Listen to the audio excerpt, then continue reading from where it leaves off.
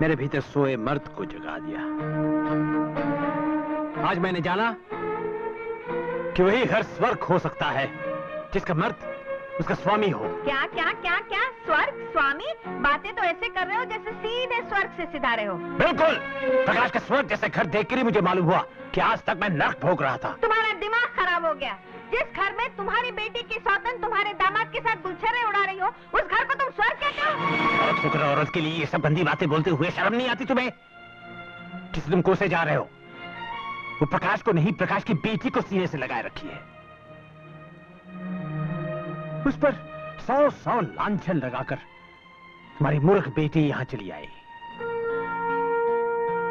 बेटी,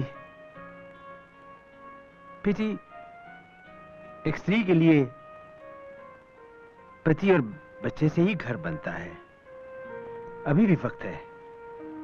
अपना घर, अपने पति, अपनी बच्ची को बचा ले। कहीं ऐसा ना हो कि तेरे घर में जो है वो बन गई तेरी बच्ची की मां। मेरी रानी बिटिया, मेरी प्यारी गुड़िया, एक बात बता, तू कहाँ सोती है? अपने कमरे में। और डैडी? वो भी अपने कमरे में। और वो कहाँ सोती है? वो कौन? अरे वही। अच्छा वो आंटी, वो मेरे साथ। हाँ, थैंक गॉड। शारदा, मेरा एक काम करेगी? बोलो। हाँ, घर जाकर डैडी से कहना, डैडी डैडी मैं तब तक खाना नहीं खाऊंगी जब तक आप आंटी को घर से बाहर नहीं निकालते और मम्मी को घर नहीं ले आते। कहोगी ना? हाँ, अच्छा बता क्या कहेगी? मैं कहूंगी, डैडी डैडी मैं तब तक खाना नहीं खाऊंगी जब तक आप आंटी को घर से बाहर नहीं निकालेंगे और मम्मी को वापस घर नहीं लाएंगे। ऐसा मम्मी ने कहने को कहा है। अरे चुड़ैल डायर, जैसा बाप वैसी बेटी। बाबूजी, मुझे रूपा से अकेले में कुछ बातें करनी है, अगर आप लोगों की इजाजत हो तो।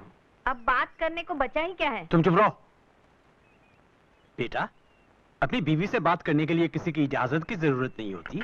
बाबूजी, इस घर में बस एक आप ही समझदार हैं।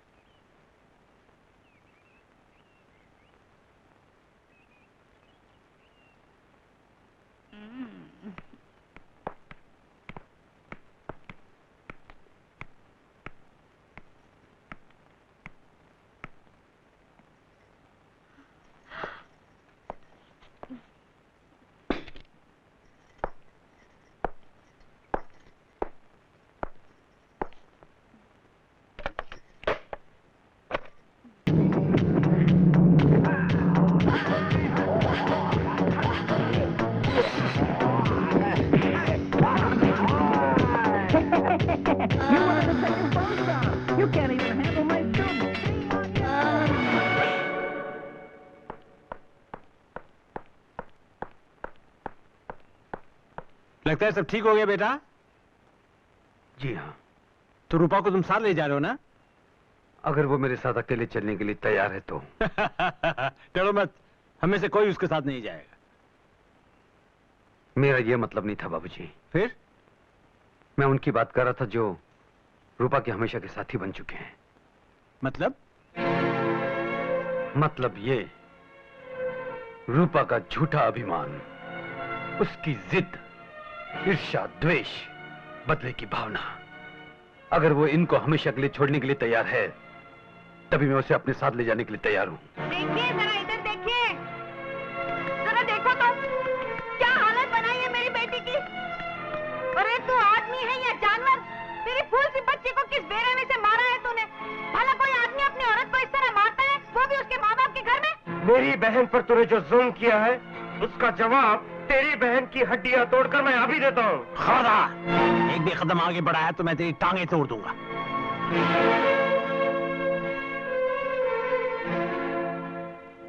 बेटे, सारा घर जब तुम्हारे खिलाफ हो चुका है, तब सिर्फ मैं ही तुम्हारे साथ था, तुम्हारी इज्जत करता था।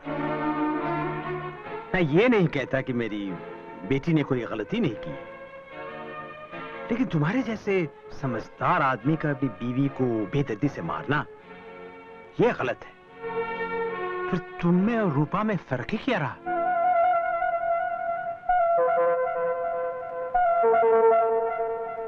पिंकी, इधर आओ बेटा।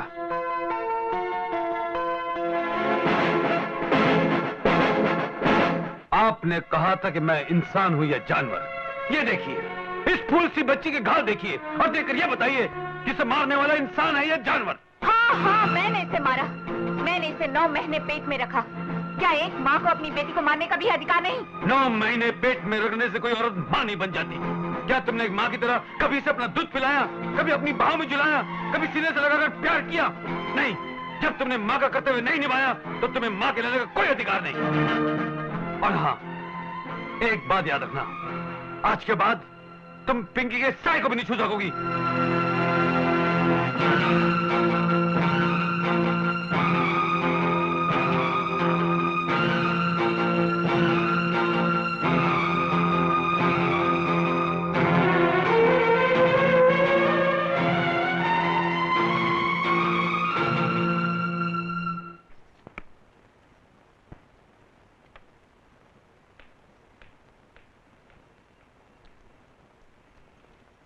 आंटी, बोलो मैं बेटे। बाहर खेलने जाऊं? अच्छा जा, लेकिन सड़क पर मत जाना। अच्छा हाँ? आंटी।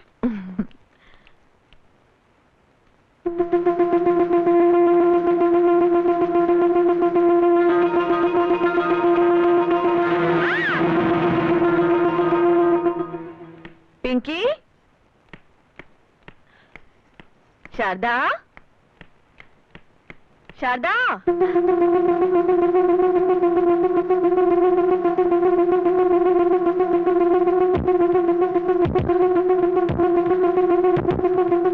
शारदा, सुनिए, आपने कहीं पिंकी को देखा? नहीं बहन, मैंने तो नहीं देखा।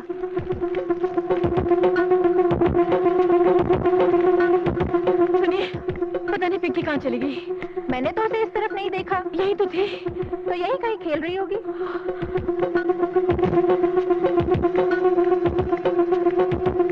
सुनिए, पिंकी यहाँ खेल रही थी, पता नहीं कहाँ चली गई। अरे तुझे क्या पता होगा, जिसने बच्चा जनने का दर्द ही ना सहा हो। पराई औलाद तो पराई होती है। क्या बोल रही है बहन? क्या है बहन, तुम लोगों को कुछ काम है कि नहीं? जाओ ने अपना काम करो ने। चबर चबर चबर चबर आखा दिन करते रहता है। सुनिए, पिंकी नजर नहीं आ रही। शारदा बहन फिक्र क्यों करता है? मिल जाएगी बच्ची। मैं जाके टेलीफोन करता हूँ प्रकाश भाई को, आप फिक्र मत करो। बेबी शारदा उर्फ पिंकी, ये बच्ची कल शाम से लापता है। उम्र 6 साल, रंग गोरा, कद लगभग 3.5 फुट।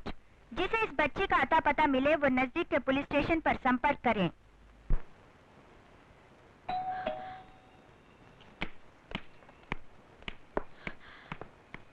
आप ही शारदा देवी हैं? जी, बच्चे का कुछ पता चला? हमें खबर मिली है कि बच्ची का खून हो गया है। क्या? ये नहीं हो सकता। हो चुका है, और उसी खून के इल्जाम में हम तुम्हें गिरफ्तार करने आए। ये आप क्या कह रहे हैं? मैं तो... जो कुछ कहना है पुलिस स्टेशन चल के कहिए। लेकिन इंस्पेक्टर साहब... मेरे साथ चलिए।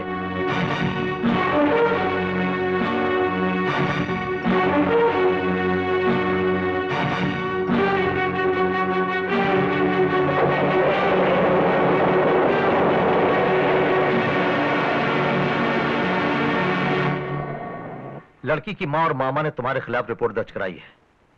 लड़की के बाप के साथ तुम्हारा नाजायज रिश्ता था, और चूंकि वो लड़की तुम्हारे प्यार के बीच कांटा बन गई, इसलिए तुमने उसे मार डाला। ये झूठ है इंस्पेक्टर।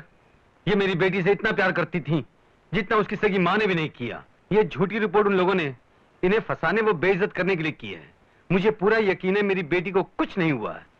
ये सिर्फ मेरी बीवी की एक चाल है। मेरी आपसे रिक्वेस्ट है कि जल्दबाजी में आप लोग कोई गलत फैसला ना करें। बिना सबूत के पुलिस गलत फैसले पर पहुंचती ही नहीं। हवलदार, जिस दिन बच्ची गुम हुई उस दिन यही कपड़े पहनी हुई थी ना? यही जूते, यही चूड़ी और टॉप। लेकिन इंस्पेक्टर, इन सबूतों के आधार पर आप इन्हें कातिल कैसे ठहरा सकते हैं? इसलिए कि एक और ठोस सबूत हाथ लगा है, बहुत सॉलिड। ये घड़ी। लेकिन ये यहाँ कैसे आ गई? यहाँ नहीं, ये घड़ी हमें मौके वारदात पर मिली है। कहते हैं ना, मुजरिम कितना ही शातिर से शातिर क्यों ना हो, कहीं ना कहीं गलती कर ही बैठता है। नहीं, मैंने कुछ नहीं किया। मेरा यकीन कीजिए, मैंने कुछ नहीं किया। पिंकी को कुछ नहीं हुआ।